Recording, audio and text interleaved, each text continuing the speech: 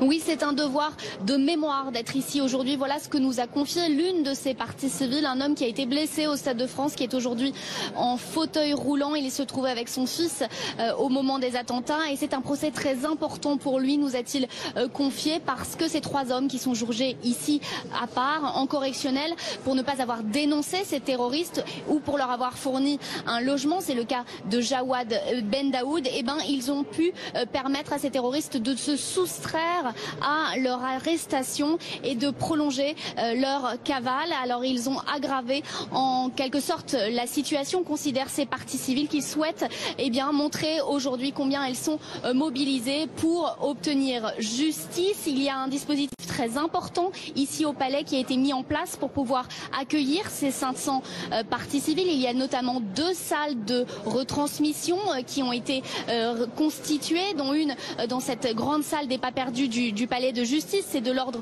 du rarissime que ce type de dispositif soit mis en place. On ne sait pas encore combien de personnes seront physiquement présentes à l'audience. Néanmoins, 80 avocats seront présents dans la salle d'audience qui se trouve ici derrière moi.